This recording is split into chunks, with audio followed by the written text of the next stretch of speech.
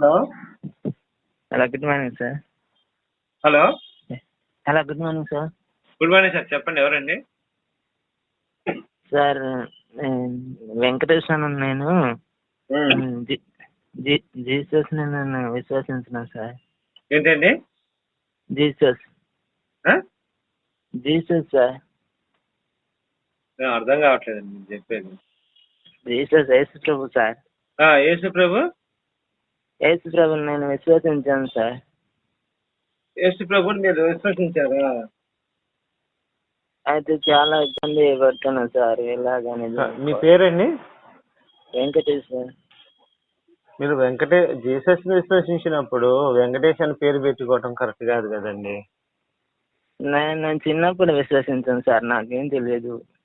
ఇప్పుడు ఇప్పుడు 28 age sir. 28 age sir. ఇప్పుడు మీ ఏజ్ 28. అవును సార్. ఇప్పుడు విశ్వసించట్లేదా మరి ప్రభువుని? విశ్వసించి ఏం ఫలితం లేదు సార్. ఇట్లా ఇబ్బంది పడుతున్నా సార్. నాకు ఇంకా ఏమైందండి? అంటే హెల్త్ పరంగా విశ్వసించక ముందు అయితే మామూలుగా తెలిసిన వారితో కలిసి వెళ్తా ఉండే చిన్నప్పుడు స్టడీ చేస్తున్నప్పుడు సార్. కాదండి, ఒక నిమిషం. మీరేం చదువుకున్నారండి? నేను డిగ్రీ వరకు చదువుకున్నా సార్. చదువుకున్నారు. ఇప్పుడు మీ ఏజ్ 28 అంతేనా? అవును సార్. మీరు చర్చికి ఎప్పటి నుంచి ఎప్పటి దాకా వెళ్ళారండి? చర్చికి 2013-14 సార్. 2013-14 చర్చికి వెళ్ళారు. అప్పుడు 9th 10th క్లాస్ సార్ చదువుతా ఉన్నా సార్. మరి 9th 10th క్లాస్ లో మీకు ఎవరు చెప్పారు ఇలా ఈ దేవుడు అని చెప్పి? ఎవరు ఏం చెప్పలేదు సార్. ఇంటి దగ్గర వాళ్ళు వెళ్తా ఉంటే వాళ్ళతో కలిసి వెళ్తున్నా సార్. అంటే మీకు హెల్త్ బాగాలేదు అప్పుడే? బాగానే ఉన్నా సార్. తర్వాత ఇట్లా ఇబ్బంది అయింది. నా స్టడీ అంతా పోయింది. తర్వాత చాలా ఇబ్బంది పడుతున్నా సార్. మరి ఇప్పుడు వెళ్ళటం మానేశారా కంప్లీట్ గా?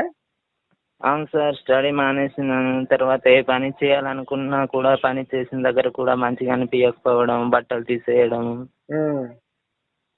ఇంకా నేను వెళ్తా ఉన్న 2 సంవత్సరాల నుంచి ఇలా జరిగింది సార్. చర్చికి వెళ్తా ఉంటే మా కుటుంబం ఏమో విశ్వసించలేదు. ఇలా ఎందుకు జరిగిందని అన్నారు సార్. అయితే నాకు కూడా ఇష్టం లేకపోయినప్పటికీ కూడా నువ్వేమన్నా పాపి కాదా, దేవుని కంటే పెద్ద నీవు అంటున్నాడు సార్. అయితే ఎలాగని సార్ చాలా ఇబ్బంది పడుతున్నాను సార్. హాస్పిటల్లో తిరిగి ఇక్కడ. ఏమైందండి హెల్త్ మీకు? ఏమైంది? మామూలుగా ఇప్పుడు పనికి వెళ్ళినా కూడా పని చేసుడు కాదు సార్. వాళ్ళ ఉద్దేశం ఏంటంటే మొత్తానికి మీ కుటుంబం అన్న మారాలి, ఒకటే గోల్ వాళ్ళది, కుటుంబం మారాలి. అవును సార్, కుటుంబం మారాలి. నాకేం పని వద్దు, నా జీవితం వద్దు నాకేమి సార్.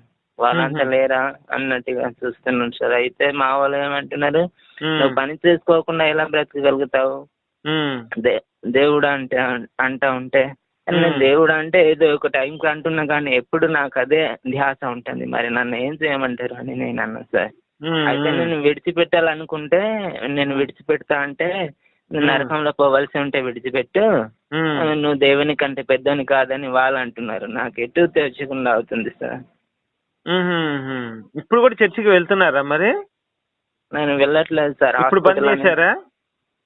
సార్ హాస్పిటల్ అని ఇటు వచ్చిన సార్. లేకుంటే హాస్పిటల్ అన్ని ఎర్రగడ్డ నుంచి హాస్పిటల్ నుంచి టాబ్లెట్స్ తీసుకుంటున్నా సార్. అంటే మీకు మెంటల్ గా ప్రాబ్లం ఉందా?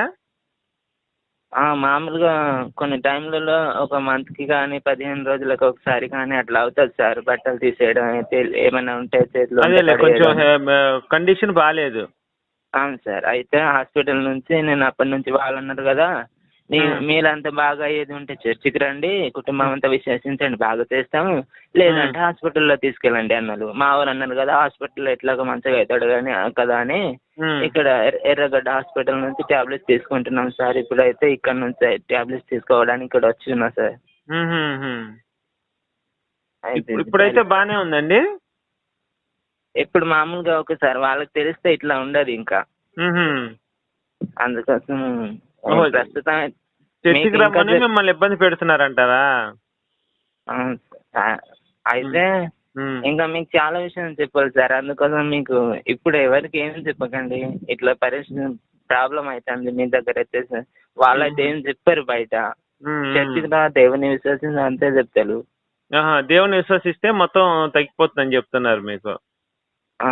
అయితే మా కుటుంబాలు అన్నాం కదా, మేము విశ్వసించాం, కానీ హాస్పిటల్లో ఇట్లాగో బాగా అవుతాడు కదా, వాళ్ళ పిల్లగాడు వాళ్ళతో కలిసి వెళ్ళింది, వానికి ఏం తెలియదు కదా. అంటే కూడా పిల్లగాడు అయినప్పటికీ కూడా ఇప్పుడు పెద్ద కాకుండా ఉంటాడా? ఇప్పుడు 28 అయింది ఏజ్. అయితే ఎట్లాగా విశ్వసించాలి కదా ప్రతి ఒక్కరు అనేది వాళ్ళ ఉద్దేశం. అయితే ప్రతి ఒక్కరు విశ్వసించాలంటే మా వాళ్ళు విశ్వసించాలి, మరి మేమంతా మా ఇష్టం అని అన్నది. అయితే ఆయన ఆరోగ్యం అట్లానే ఉంటది అన్నట్టుగా వాళ్ళకున్నది. ఇప్పుడు పర్వాలేదు, ఆరోగ్యం బాగానే ఉందా టాబ్లెట్లు తీసుకున్న తర్వాత? టాబ్లెట్స్ తీసుకుంటే మామూలుగా వాళ్ళు చర్చికి రమ్మని చెప్పలేదా? మరి తగ్గిస్తాము, నువ్వు చర్చికి వస్తే నీకు అన్ని దయ్యం పట్టింది, సాతాను పట్టింది ఇలాంటి మాటలు ఏం చెప్పలేదా? అవును సార్ చెప్పిండ్రు. అయితే నేను అప్పుడప్పుడే ఎప్పుడన్నా ఫెస్టివల్ కు ఎప్పుడన్నా వెళ్తా ఉంటే సార్, మీ వాళ్ళు రావాలి అప్పుడైతే బాగా చేస్తా, మామూలుగా వెళ్తా వస్తా, వాళ్ళేం పట్టించుకోరు సార్. అయితే సాతాను పట్టిందని మరి మీకు ఏమైనా చేశారా? ప్రార్థన ఏమైనా చేశారా? మస్తు సార్, మస్తు ప్రార్థన చేసింది. మరి తగ్గిందా? ఏమైనా రిలీఫ్ వచ్చిందా ప్రార్థన చేసిన తర్వాత? అప్పటి టైంలో అనిపిస్తుంది కాస్త కొద్దిగా, నీకు మొత్తానికి దురాత్మ అన్నది అది పోవాలంటే మాత్రం కంపల్సరీగా నువ్వు చర్చికి మీ వాళ్ళన్న రావాలి, లేదంటే ఎట్లాగో వస్తా ఉండు, దేవుడు కార్యం చేస్తానంటారు. ఓకే ఓకే, దేవుడు వస్తా ఉంటే అదే తగ్గుద్దని చెప్పారు మీకు అంటారు, కానీ అది తగ్గేది లేదు సార్. ఇప్పటి వరకు నేను ఎప్పుడో విశ్వసిస్తే ఇంతవరకు వచ్చింది, అయినా కూడా నాకు ఏం పని పాట లేకుండా ఎలాగ జీవిస్తా సార్? దీనికి నాకు ఒక మార్గం ఏం తెలియట్లేదు. వాళ్ళు ఏమి చెప్పారు? ఏం చెప్పారు? వాళ్ళు ఏం చెప్పారు సార్, విశ్వసించు అంతే, కష్టాలు ఎవరికైనా ఉంటాయని అంటారు. కష్టాలు ఉండడానికి వారు కావాలని పెట్టించడానికి డిఫరెంట్ ఉండదు సార్. అవునవును. మరి నేను ఎట్లా తప్పించి ఇంటి దగ్గర ఉంటే ఇంటి దగ్గర వాళ్ళు ఇంకో పరిశ్రమ సార్. నేను ఒక సంఘంలో పోతే ఇంకో సంఘస్థులు రావాలని వాళ్ళ టార్చర్ కాదు, ఇంకా చాలా విషయాలు ఎట్లా బయట చెప్పలేని పరిస్థితి సార్. ఎట్లా అనేది మిమ్మల్ని బాగా ఇబ్బంది పెడుతున్నారు చర్చికి రమ్మని చెప్పి. చర్చికి రావడమే కాదు, వాళ్ళ ఇంకో దాంట్లో కలవాలి. డబ్బులు మీరు ఇస్తారా వాళ్ళు ఇస్తారా మీకు? ఏడా సార్, హాస్పిటల్ కా? ఏ దానికి వాళ్ళు ఎందుకు డబ్బులు ఇస్తారు సార్? నేను చర్చికి వెళ్తే మేము ఇవ్వాలి, కానీ వాళ్ళు ఎట్లా ఇస్తారు? చర్చికి వెళ్ళి మీరు డబ్బులు ఇస్తారు? ఇవ్వాలి కదా ఏదైనా కానుకని. అంటే మీ కండిషన్ బాగాలేదు కదా, అయినా సరే డబ్బులు ఇవ్వాలి అక్కడ కానుకలు? అవును, కానుకలు కంపల్సరీ సార్. కానుకల విషయం నేను కూడా పట్టించుకోను, కానీ సార్ ఇట్లా హెల్త్ పరంగా నేను ఎలా జీవిస్తా అనేది వాళ్ళ కాస్త కూడా, నేను ఆరోగ్యం బాగా ఎలాగనేది ఇంత ఏజ్ వచ్చింది, ఇతను ఎలా జీవిస్తాడనేది కాస్త కూడా దయ లేకుండా ఇంకా చాలా పరేషన్ చేస్తారు సార్. కావాలని నిందలు ఇస్తారు ఉంటారు. నిందలు అంటే అవి కామన్ అంటారు. బాగా ప్రాబ్లం ఉంది, కానీ ఏదో కరెక్ట్ గా చెప్పలేకపోతున్నారు, వాళ్ళ వల్ల మీకు బాగా ఇబ్బందిగా ఉంది, అంతేనా? అవును సార్. ఒకవేళ మిమ్మల్ని ఎక్కడ ఉంటారో అడ్రస్ చెప్తే కలవాలని ఉంది సార్. నేను ప్రస్తుతానికి ఇప్పుడు బెంగళూరులో ఉన్నాను. ఒక 10 రోజులు పడుతుంది రావడానికి. మీరే ఊర్లో ఉంటారు?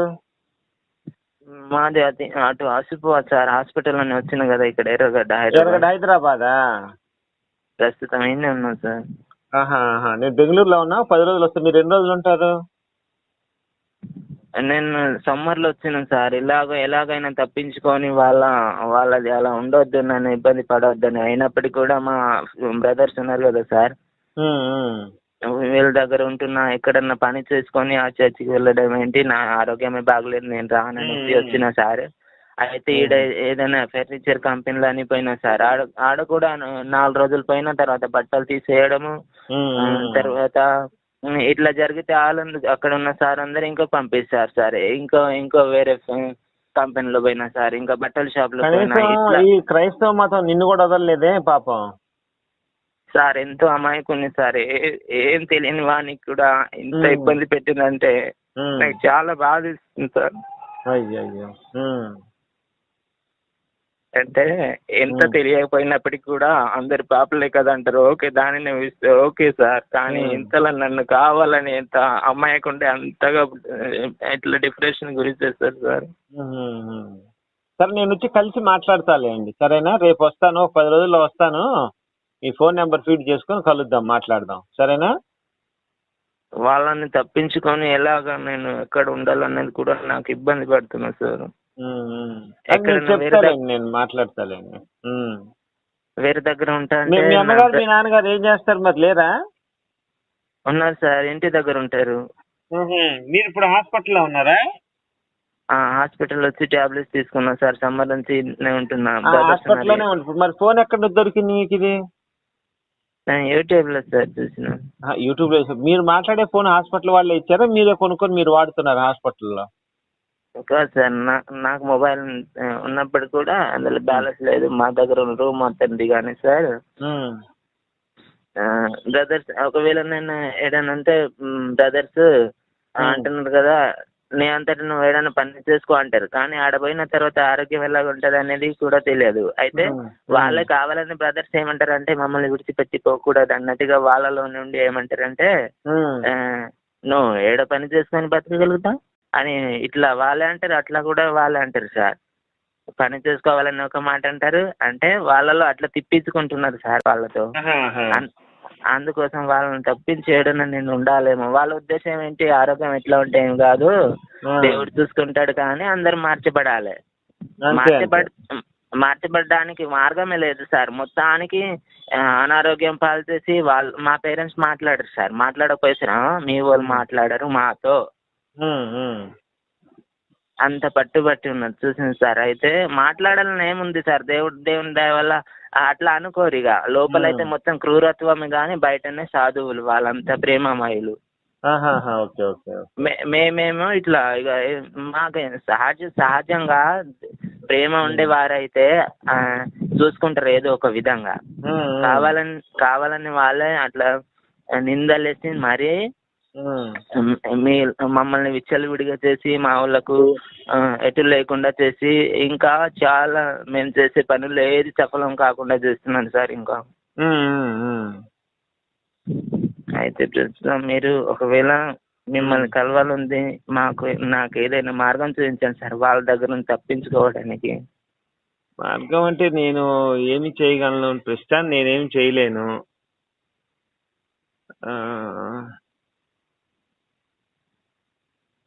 చెప్తాలే నేను, మీరు ఒక 2 రోజులు ఆగి ఫోన్ చేయండి. అంటే నాకు ఎలా ఏం చేయాలో అర్థం కావట్లేదు. మరి మీ అమ్మగారు మీ నాన్నగారు ఫోన్ నెంబర్ ఇస్తే ఒకసారి మాట్లాడి చూస్తాను ఏదైనా. వద్దు సార్, అక్కడనే వాళ్ళంతా దగ్గర ఉన్నారు, వాళ్ళు వింటా ఉంటే మాత్రము నేనే చెప్తా సార్. అమ్మ వాళ్ళు నాన్న వాళ్ళు ఒకవేళ ఎట్లా మాట్లాడించాలో వాళ్ళకి తెలియకుండా అనేది, అంటే వాళ్ళకి దగ్గర ఉన్న వాళ్ళు, విశ్వసించిన వాళ్ళంతా అందరికి స్ప్రెడ్ చేస్తారు. అయితే మమ్మల్ని ఇంకా స్ట్రిక్ట్ పడతారు సార్. స్ట్రిక్ట్ అంటే మాకు వ్యతిరేకంగా అందరినీ, అలా కూడా ఉంటది సార్. సరేలే, నేను ఒక 2 days లో కాల్ చేస్తాను, మాట్లాడదాంలే, సరేనా? Okay sir. సరే. అయితే సార్, మా బ్రదర్స్ అంటున్నారు కదా, మా స్టడీ చేసే వాళ్ళు. ఇప్పుడు మీ బ్రదర్స్ క్రిస్టియన్స్ హిందూసేనా వాళ్ళు? హిందూసే సార్. వాళ్ళందరూ హిందూసే? అవును సార్. నువ్వు ఒక్కడవే వెళ్ళావు దాంట్లోకి? అవును సార్. నేనేమనుకున్నా సార్, ఎవరైనా దేవుడు అంటే దేవుడు కదా, మామూలుగా సహజ స్వభావంగా ఏం ఆలోచిస్తాం సార్. దేవుడు అంటే దేవుడు, కానీ దేవుడు అంటే మంచిదే కదా అంటారు ఎవరైనా.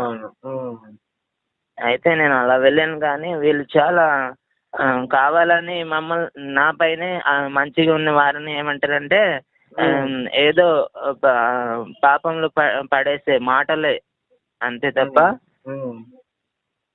కావాలని నిందలేయడం సార్. అయ్యో. అయితే బ్రదర్స్ అంటారు కదా, నేను ఇదంతా చెప్తే వాళ్ళు ఇట్లా కావాలని ఇట్లా ఇబ్బంది పెడుతున్నారు అంటే నీకు ఒక పిచ్చి, వాళ్ళు ఎందుకు చేస్తారని అని అంటున్నారు సార్. మరి ఇది న్యాయమో, ఇదే కరెక్టో కాదో మీలాంటి వారు చెప్తారని మీకు కాల్ చేస్తున్నారు సార్. సరే సరే, నేను చెప్తాలే అమ్మా, వాళ్ళు చేస్తున్నది కరెక్ట్ కాదు, కష్టం వచ్చినప్పుడు ఆదుకోవాలి కానీ ఇలా చేయటం కరెక్ట్ కాదు. సరేలే తమ్ముడు, నేను మళ్ళీ చేస్తాను, బయటికి వెళ్తాను, మళ్ళీ మాట్లాడదాం, సరేనా? Okay okay thank you. Okay.